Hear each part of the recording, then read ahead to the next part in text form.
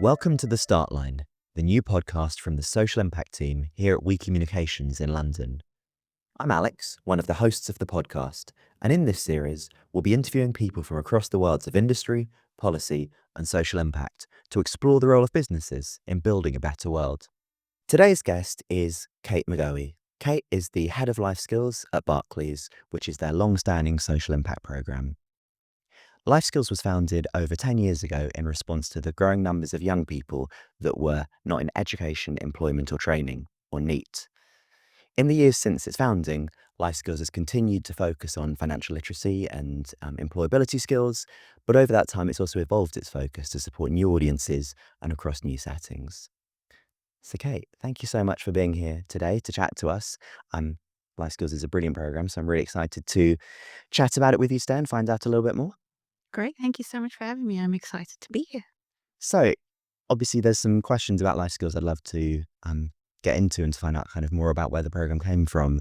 But recently in the news, there's been a huge amount of discussion about the kind of NEET question in response to the recent review from Alan Milburn. What are your reflections on that? How are you feeling about the kind of conversation and where it's at the moment? I mean, it's great to see the focus and attention that the issue is getting. It's incredibly disappointing to be back at this point of such high levels of NEET. As you say, Life Skills was founded at a point where NEET levels were similar to where they are now. I think what's disappointing as well is that it feels like this is not necessarily anything new.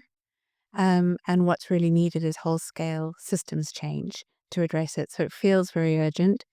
It's important that we're all discussing it, but there's a tremendous amount of work to be done. And Life Skills, as you said, was founded in a sort of similar moment to this. The discussion, I guess, was pretty similar about those levels of young people that were NEET and I guess what sat behind it, what some of the root causes were. Can you talk a bit more about how Life Skills came to, be set up in response to that and what the vision and kind of intent was right back then at the start of the program? Yeah, absolutely. As you say, at the time, there were around 1 million young people who were NEET. And we decided to take almost a preemptive approach to try and equip young people with the skills and the experience that they need in order to make that transition from education into employment more seamlessly. And it exists because we know that talent is everywhere, but opportunity isn't. Too many young people lack access to the networks and the opportunities and the experiences that will allow them to thrive. So the program is designed to bring together young people, educators, and us as an employer, as well as other partners and experts in this space to ensure that all young people have access to those experiences. And we do that primarily focused on employability and financial education, as you described. Our role, I think, is to try and close that gap systemically and at scale as much as we can. We've been very deliberate about focusing on employability specifically. I think it sits at the heart of kind of economic and long-term social outcomes. We really see that intersection between social mobility, resilience, and confidence. And as a bank, we see that clear link between skills, financial confidence, and the ability to thrive in the world. And it makes so much sense hearing you describe it now, but I imagine kind of over a decade ago, that's almost an intimidatingly big problem to solve. That's, it's widely recognized, but that's a huge kind of challenge to go about tackling. How did you think about like, where do we start? What was the kind of way into tackling that, like you say, 1 million young people as it was at the time? And what were the kind of steps you take to build something that had that longevity as well? I think key to the success was that we were really clear from the start that this was something we would do in partnership. As you say, the scale of the challenge was so significant, and unfortunately remains so significant, that it wasn't one that we could address on our own. So we spent a lot of time listening to and understanding the needs that we were seeking to address. We identified experts to help support us on that journey. And we spent a lot of time socializing the idea with the business as well to make sure that we had that buy-in essentially. And as I say, employability is a theme that's deeply connected to who we are as a business. So that felt as though it made the conversation easier. We were very keen to ensure that we had a commitment to slightly longer term outcomes, which is why we had that 1 million young people target, because that allowed us a 3-year window. And I think all too often programs are set up and then they disappear. The need doesn't go away. So it was really important that we had that longer term commitment. That was obviously quite some time ago now. But at the time, it mattered a great deal that we could create something that educators and charities could rely on and know would be around for a while. I think that's so important. Even in the work that we do, we see that it's, sometimes the easiest bit is getting started, but actually it's doing the real work to then maintain and build on and improve and iterate on that program over time. That's where you start to see the real impact, isn't it? Because like you say, these aren't issues that one intervention or kind of solved overnight. Actually, they're issues in the case of young people who are out of education or employment training. They need that long-term support to tackle the issues. So I think it sounds obvious, but actually it's not always easy, is it? And keeping that focus is something that's set life skills in really good stead. How have you gone about keeping that focus for a long time? Because you make it sound really easy, but I'm sure there's been a lot of change in the world over those 10 years. What's been the kind of secrets or tips that you give to others to keep involved in an issue? I'd say there's sort of 4 key things. I think one is be really intentional with where you want your focus to be. Um, be really intentional and identify issues that align to who you are as a business and what you can achieve, and where identifying an area where you can contribute meaningfully to long-term change. Then I think this idea of really listening to the groups that you are seeking to support, listening and understanding that need rather than sort of jumping to a solution or assuming solutions, and then committing, really committing. And that isn't always easy because things change, as you say. But I'd say those are the 4 key points I'd make. Can you talk a bit more about that kind of not assuming but listening to, and I guess what you described as sort of co-creation or working with some of the beneficiaries of the program? Can you talk a bit more about why that's important, and also, how can organizations do that kind of work? So they picked an issue they want to make a difference to, but what's the next step? Yeah, absolutely. I think, as I say, employability is it's a theme that is very much at the heart of who Barclays is as a business, as is financial confidence. That said, we're not experts in education. We're not experts in skills necessarily beyond the skills required to work in Barclays. So it was really important for us to, when we were launching the program, but also throughout all the years that we've been running, to make sure that we're identifying credible experts, people who could connect us with the communities, the groups who were being the most impacted by the issues we're seeking to address. And working with those people, really making sure we were taking that time to listen and to understand. And that takes time. Um, it takes time, but it's incredibly worth it. There are a lot of organizations out there who are doing really meaningful work. Um, and all too often, I think we see them being ignored or overrun for the sake of, finding solutions quickly or big campaigns that lack that long-term meaningful outcome. Again, when you describe that, it makes like lots of sense and it sounds sort of intuitive, but it takes a kind of confidence, I guess, or humility as an organization to recognize kind of what you know and can do really well, and then also the areas that you want to listen to the voice of others or bring in some of those charity partnerships. And I know that's been a key part of kind of life skills over the life of the program. Was that always the way that you were thinking as a team, or is it something that you've kind of evolved and refined as you've built the program? It's always been important to have that charity partnership angle to the work we do. When we think about how we design programs and partnerships to best serve those individuals, it felt like such a crucial element that we couldn't ignore. Working with schools, we obviously work with education experts like yourselves, which is tremendously helpful. But making sure we could engage with and support young people who face additional challenges, we knew we needed that additional support. And I think you make a really good point about humility. I think there's so much strength in knowing what you're good at, and there's so much strength in knowing where you're not Yeah. strong. So I think that combination of kind of humility and rigor really stands a program in good stead when you're setting up and seeking lots of different opinions at the outset is really key, and continuing to do that because things change. And I think my team have upskilled themselves tremendously in the last decade, but we're still not the experts. And even if we were, we couldn't tackle this alone. So it's that constant evolution and that constant learning. I really like that framing of humility plus rigor that you use there. I think that's a really nice way of looking at it and having the confidence in what you're brilliant at as a business, as an organization, and also the things that you want to be curious about and learn more about. You mentioned there that kind of evolving over time and the landscape hasn't stayed still, but it's kept changing, obviously, especially when it comes to employability and skills. Especially now we're seeing pretty huge disruptions to the way that work's organized, jobs, the roles that young people today are potentially going to progress into.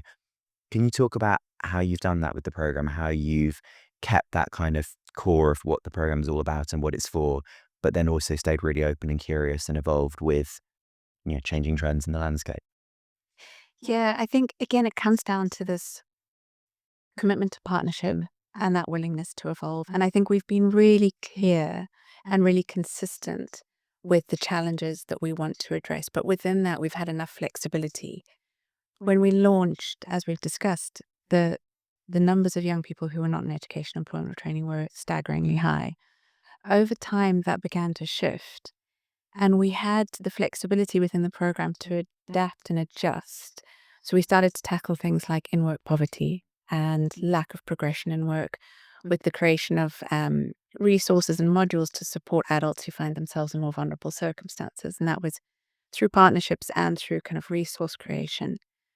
With the pandemic, we had to obviously, as everyone did, rapidly evolve the way we delivered the program. And now, as we see with the Milburn report, the levels of young people who are incredibly disengaged from the labour market are really, really high, frighteningly so. So again, we've had to really double down on what we know is kind of at the core of who we are and what we do. So I think partnerships are critical. Working with experts is critical. And I think what helps as well is scaling, but scaling with intention. So we knew from the outset that we had to have a scale program. Barclays is a scale business. And for us to maintain that buy-in internally, we needed to demonstrate the scale of the challenge we were addressing. But we've done it in a way that I think feels thoughtful, and we've maintained that clarity and consistency throughout. And I think that's allowed us to have flexibility within our partnerships and programming without losing our identity. I think that's exactly it, isn't it? It's that piece of the evolving, but still keeping the identity and not trying to be all things to all people, or it starts becoming kind of too big and unwieldy for one program, one organization to kind of make a meaningful dent in. I think that's it. And I think there've definitely been times over the years where we've seen an issue arise and thought that's something that needs addressing. Are we authentically the right organization to do that? And maybe thought perhaps not. Um, but perhaps there's a way that we could work to support organizations who are better suited than us. And I think that's been interesting. And I think what's also been interesting is how our authenticity in the space has grown or shifted, Yeah. I think, over the years. I think when we launched Life Skills, we expected to be met with quite a lot of cynicism in this space. And certainly we initially framed the program as Life Skills created with Barclays to sort of decenter that. But over time, I think that's really shifted, and that being a program brought to you by a large employer has underpinned the program with some validity, which has been interesting to observe, I think. There's only issues like the mental health crisis that we're seeing with young people. There's an urgent need to address that. Are we the right people to do it? I'm not sure we are, but we know lots of organizations who are, and it's how we work with them to support them and capacity build them to be able to do that. And what do you think the right way to do that is? I think that's a really great example, obviously, in all the research out there on young people who are NEET. So much of it intersects with health, doesn't it? And mental health and kind of well-being and physical health. But you're right, starting to tackle that becomes a much bigger kind of broader program. And like you said, there's specialist organizations out there doing brilliant work on mental health. What's your kind of when you and the team are making those decisions, what's the prism or the way of thinking about it for you that's like important but something we can't do, or important but this should be our angle on it? What sits behind those conversations? It's they evolve quite a lot, and I think it's and also, Alex, all of these things are so intersectional. Yeah. Mental well-being doesn't sit separate to financial well-being, and the ability to work and thrive in the workplace. So it's all deeply intersectional, and I think recognizing that gives us some flexibility. Um, I think for me, it always comes back to skills essentially, and we've really evolved in the last, I'd say, 10 years to develop this focus on financial confidence and those core human centric skills. So I think if we feel that something could authentically extend from that, then it feels like it's a space we can move into. Um, and again, finding the right partners to support those extensions is always really important. And can you talk a bit more about, you mentioned skills there, and that's obviously at the heart of life skills. It's in the name. But, some of the trends that we're seeing in the kind of world of work in the landscape is really putting new pressures on skills, isn't it? Or, raising questions for young people about, well, what skills will I need? Um, how is work going to look really different for me? And what does that mean in the context of things like AI and automation, new technologies? What's your position on that when it comes to life skills? Do you still feel confident in that? Do you think actually, is this something that's making those skills more important than ever? Is this, and is there something that we need to do around building confidence for young people in those skills? Because apart from what we see, and I think most of the research suggests it's those skills that are more in demand than ever. But I think from things like the recent research, there's a bit of a confidence crisis around those skills, isn't there? Yeah, absolutely. I mean, we're in a period of significant change, and I feel like we've been saying that for a long time. Um, it is accelerating, obviously, with AI, and I think that there are three things that we see really. One is that need to prioritize the skills that are needed, so those core human centric skills.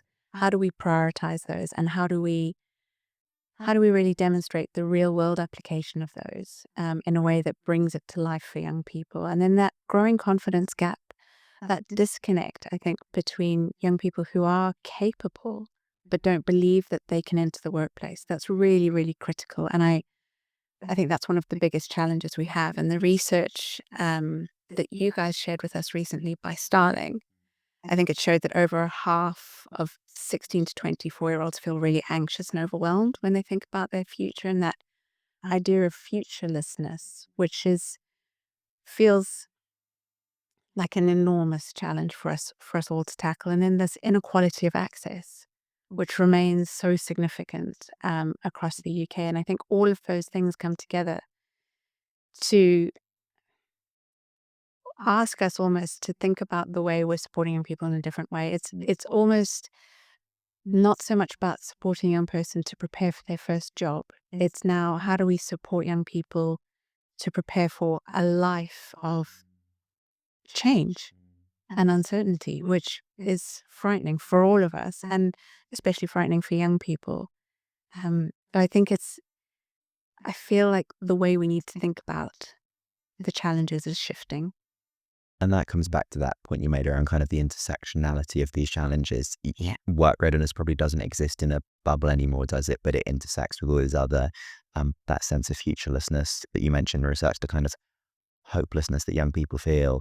Actually, it kind of needs a joined up approach, again, in a way that builds on the stuff that life skills can do really well and doesn't try and cover everything. But it almost needs that putting skills in the slightly broader context, doesn't it, of motivation and confidence and why work and, confidence in a changing future that, there will still be jobs out there and there still will be meaningful work out there. And telling that, I guess, slightly more hopeful story. Yeah, absolutely. And I think this focus on core human centric skills, as we refer to them, is really important because it says you have something that technology can't replicate. You have the ability to think critically and to be creative, and don't bypass those. Lean into them, and it should feel a little bit hard to create something new. It's not just asking AI to do it for you. And I think there's a need for a more reassuring tone. I think, around some of this. But it does feel frightening, I think, for a lot of young people and not knowing quite where to gain a foothold almost. Um, yeah, feels like a big scary thing ahead of them. And actually, that's something that Life Skills, I think, has always been really brilliant at, is a lot of the kind of messaging out there can advisedly feel quite deficit focused, can't it? It can feel like we're telling young people what they can't do or how difficult the future is going to be. And I think Life Skills has always had that empowering tone of building on the things that you're really good at. And yeah, everyone possesses lots of these skills. It's just about growing them and building them rather than you're starting from scratch, which I think is really important and does feel like it's been baked into the way Life Skills communicates and kind of talks about skills right from the start. I hope so. I hope so. And I think we've seen this. We have we do a lot of impact evaluation and measurement of the program, and we see we see quite often this moment with young people who, by virtue of the environment they've been born into, have limited horizons or limited aspirations, not because they lack ambition or capability. Um, and sometimes showing them the real world application, the value or the importance of a skill that they might already have, and how that can be of use in the world might be the first time that young person has seen themselves as having something of value to offer. And that's quite a powerful moment, I suppose. And I think one of the most surprising measures that comes out of our evaluation is optimism for the future. And it's always felt incredibly important to pay attention to that and that sense of having some agency over the direction your life might go in, and having a, a clear idea of the steps you might take to achieve your aims or achieve your goals, or that you actually have goals you can achieve. Um, so I very much hope that that's something that we are able to continue to do and to sustain. I mean, that word agency, I think, is really important. And we know that's true when it comes to like adults, people at work. We know that kind of having a sense of agency over your work and control of your life is one of the most important things in your well-being. So I think it makes perfect sense, but hasn't always been the case that we kind of take that thinking into young people as well, isn't it? And actually giving them a sense of agency over their learning, their skills, their, where they want to go with their careers, rather than it feeling like something that's done to them, which is obviously disempowering. So something you talked about earlier, Kate, was this idea of employability just making sense for Life Skills for Barclays and being the right issue to kind of put a stake in the ground on and commit to. And it makes lots of sense. But I think in the work that we do, we see for lots of organizations, it's often the trickiest bit is kind of knowing where to start. They want to show up in their communities, they want to have social impact, but actually finding the right issue that they can kind of authentically contribute to and own can be really difficult, which I think makes sense. Do you have any tips for them or reflections from kind of the story of Life Skills and how it came to be that you think are helpful? And like, how do you decide where to start and what does authenticity even look like in this context? I think it's about being really intentional. So focusing on an issue that you as a business can play a meaningful role in. So something where you can contribute meaningful change, and not just have a sort of visible campaign, I suppose. I think there's something about understanding what people know and think about your brand and where that sits as well. I think it's also quite useful. Um, there is so much need currently that I think there's no shortage of challenges and issues to address, but finding one that aligns to your core business aims and who you are and where you have an understanding, where you can begin to act authentically Yeah. without that cynicism that I expected we would face when we first began. I think that's really important. And then, as I said, I think committing is hugely important because real change doesn't happen quickly and it takes sustained effort. So that kind of clarity and consistency is what makes a big difference. And I think people sense that in the work that businesses do, whether it's whatever the challenge is. But I think it's yeah about being intentional and being aligned, and then really committing. And I think that links to, doesn't it, that point of kind of maintaining that commitment then that's probably some of how, if there was skepticism, and it sounds like maybe there was a bit less than you expected, but actually once an organization's been showing up in the space and doing the work that Barclays has done for 3, 5, 10 years, it just becomes more, it feels more authentic, it becomes more kind of sincere, doesn't it? And it's harder to argue with. But it's really difficult, I imagine, and obviously, a difficult business landscape. There's pressure on pretty much all organizations to do more with less, or to demonstrate the impact and the value of the work that they do. Can you share any kind of lessons on how you, as a business, have stayed invested in this issue for such a long period of time? How have you kept it feeling fresh and kept colleagues feeling excited over a decade plus? Yeah, I mean, I hope we have. Um, Sustaining long-term impact is hard. It is hard, and it takes discipline, and it takes that clarity and that consistency. And I think we have been consistent in managing to link the external societal need to core business need. So if I take financial confidence as an example, obviously Barclays as a business understands and believes that number confidence is key to developing strong financial confidence. Um, and that sits at the heart of our partnership, for example, with National Numeracy and the work that we're doing there to build those skills and build that confidence. So that makes it really easy for us to demonstrate that very clear link. I think also I mentioned the impact measurement that we do. And I think that's also crucial because it means that we can really easily demonstrate what difference we're making and why this matters. And that then starts to feel like we're showing up really credibly, and that helps. From a colleague perspective, colleagues have always been such an important part of this work. And when I joined Barclays as part of the team who set LifeSkills up, I really didn't expect the passion and enthusiasm of colleagues, which has been absolutely incredible to see. And I think making sure that there is a meaningful role that they can play makes a big difference. And we know it impacts how proud they feel to work at Barclays, that they're able to dedicate some of their time to showing up in their communities and to making a difference. So that's always been a huge part of the program, and keeping that excitement alive. And I think making sure that the program doesn't feel peripheral. Yeah, that's interesting. That- that- It's harder to argue with, doesn't it? If you've been out, volunteered, taken part in the program, it's just a lot more tangible, even than an email newsletter entirely that has some great stats in. There's probably nothing like seeing it firsthand, is there? Absolutely. And we heard from someone the other day who said they wanted to come and work for Barclays because of life skills, which is really lovely to hear. So I think making sure that it feels like it's something that's very much at the heart of what the bank is and who it is and how we operate makes a big difference.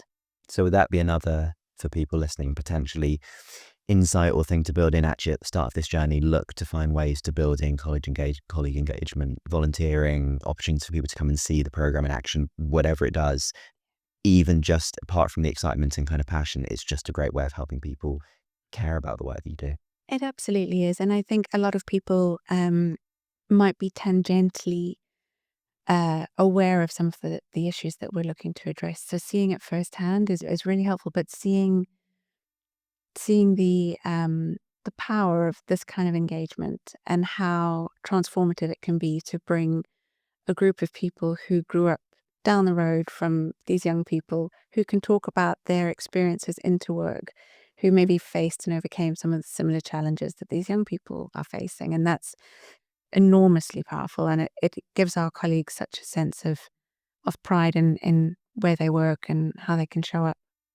And what makes you proud to be part of Life Skills? What's, when you look back on your journey, what are there things that stand out to you as moments where you really thought, this is meaningful, we're doing something here? There's a lot. There's a lot. I think that it's one thing to launch a program, and I think it's another thing to sustain it. Yeah.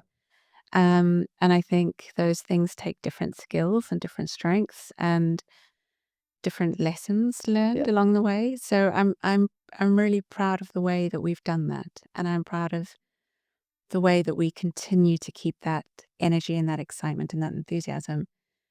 But really, it's it's the individuals that you meet and it's the individual stories that stand out. And seeing that impact makes a huge difference.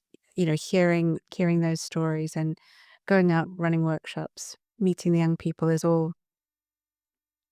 it reinforces that what we're doing isn't abstract, Mm. that it is actually contributing, hopefully meaningfully, as part of a bigger system. So I'm really proud of that. And I'm really proud of the team that we have and all of the partnerships that we have. I think it's a very passionate, committed group of people who are open to continuing to learn and evolve. And I think that's lovely to be part of. What does that look like? So you go out, you see a workshop, and that brings it to life, and you kind of brings the magic to life. But what does that look like? Is that you're in a classroom somewhere in a school, and it's a lesson on helping young people see their skills for the workplace and maybe not realizing them, or the little moment of inspiration? Like, what are some of those moments that if we went and saw a life skills lesson in action would bring it to life? Very much that, like you say, helping young people understand that they have something to offer. I'm sure we've all been in a classroom environment helping a young person prepare their CV, and they'll say, I've got nothing to put on there. And then you talk to them and they do all this really interesting stuff, but they don't know how to articulate it, and um, they don't know the value in it. So I think it's those small moments where they go, oh, that matters. Yeah. I didn't realize that was a thing that mattered. And as I say, that moment of realizing that they might have something of value to offer the world is hugely important. So it's just those moments that seem small to us and maybe feel quite intrinsic to the experience the young person is having, but will be quite transformative. Yeah, it's incredibly powerful, isn't it? Especially that thing of young people that feel like they're written off or don't have anything to offer. Yeah. It's actually connecting it to something they love to do, but never thought could be a career, or never thought it showed any skills. That's such a powerful moment, and that can obviously unlock so much more down the line for those young people. Yeah. Can you talk a little bit about what's next for the program? So obviously we've talked about the world's changing, and the world of work and skills is obviously evolving, maybe faster than it has for a very long time. What are the things that you'd love to do next, or places you'd love to take the program next, or anything that we can be excited about to kind of reflect that continuing growth and evolution of the Life Skills program? I think we'll continue to develop the program in line with what young people need and how that continues to shift and evolve. I expect we will have a continued and sustained focus on those core human-centric skills that will be required. Very importantly, things like ethical reasoning and critical thinking, I think, and the ability to pass truth from fiction Yeah. in the world, I think will become increasingly important. I think we're looking at an increasingly complex and uncertain Mm. world and world of work. Um, and it's going to be important for us, as we talked about earlier, to make sure that we're framing things as positively as we can, and making sure that young people feel that sense of agency and not that sense of futurelessness. How we do that, I couldn't tell you exactly right now, but it's certainly something that I'm spending a lot of time thinking about. And more broadly, I think there's need for greater collaboration Mm. across sectors, across education, government, third sector, and businesses. And I think it's something that we'll hopefully see more of in the recommendations that come out later this year. But that need for partnerships, because the scale of what we're trying to solve is significant and achievable. And there is hope, and there is fantastic talent and ambition and passion in all of these young people. It's just how we find a way to provide greater access to opportunity. And that comes back to that point around humility that you made right at the start, actually, that it's having the humility, which I think Barclays has always demonstrated, but to work with others, to bring others in, to be really collaborative, because ultimately it's about putting those young people and the kind of trajectory of their future lives at the center, isn't it? Rather than any one kind of set of business interests. Yeah. Is there anything that you talked earlier about kind of looking at things and thinking this is important, but actually maybe it's not quite for us? Is there anything for people listening, again, thinking about social impact, thinking about where to get started, that's definitely not kind of for life skills, but just something you would really love someone to go out and tackle? Like, what are the other things that you see when you look at the landscape, and society more broadly, that you think are important and would love in another organization to be thinking about or tackling? There's a lot, Alex. There's a lot. I think that the scale of need is so tremendous. Obviously, we're facing a climate crisis, which needs urgent attention. The UK is one of the most nature depleted countries in the world. And that's a problem that's only going to get worse and have greater and greater impact. Inequality is growing. We've seen in local elections recently that there's greater fragmentation. So how do we start to think about place-based approaches that bring people together more and give people that hope? I think that we talk about young people needing, but I think a lot of people need. Yeah, it's not just young people. It's not just young people. So how do we create that sense of agency in a world where I think people increasingly feel disconnected from systems of power and being able to advocate for any kind of change? So just a few small things. I think that last one's so important, though, isn't it? Like you say, it's not just young people that benefit from agency or a sense of being in control of their own lives. And actually, one of the other guests that we had on the podcast, Chloe Comby, is an expert on kind of Gen Z and Gen Alpha and generational trends. And there's, I think, a real worry around isolation as well and kind of fragmentation, like you say, declining social capital, young people, but also people of all ages spending more time on their own, having less people to turn to. And that feels like a really powerful opportunity. I think there's some really great fresh thinking that could tackle that challenge. And I think that's something that, again, intersects with so many of the other things that life skills is focused on, isn't it? Absolutely. And there are people doing really interesting, good work in that space. The Fair Education Alliance, who we're a member of, have in their new strategy this idea of neighborhood to national, and I think that's really interesting. And this idea of systems change, and that we need new mental models to drive systems change. And I think that's a really interesting challenge.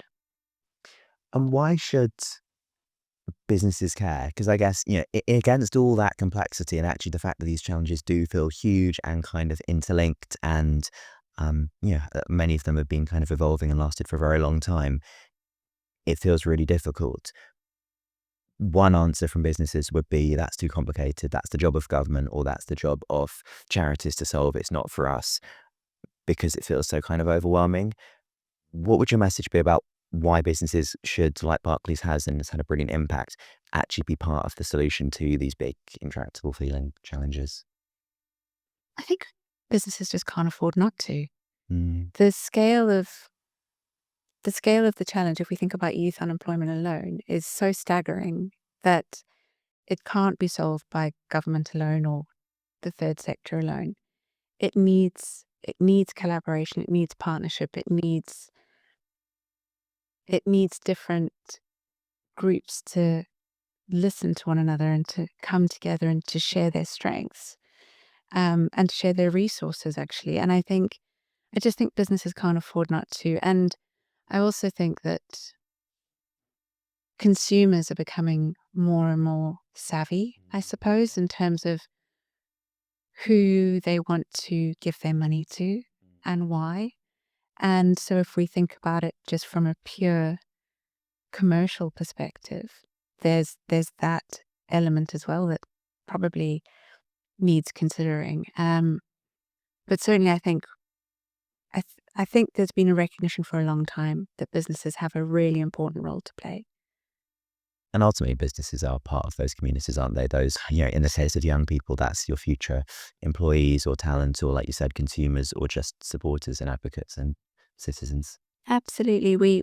A previous chief executive of the bank used to say we have a duty to show up in the communities in which we work and we live. And I think that's absolutely right. Yeah, that's a really powerful message to end on. So before we let you go, I've just got a couple of quick fire questions. So the first one was, who are the other people that someone listening to this, they've agreed with everything you're saying, they kind of care about the same issues. Who are the organizations, the people, the places they should go to find out more who are doing brilliant work in this space? There are so many organizations doing really amazing work, so many that we work with, that we partner with.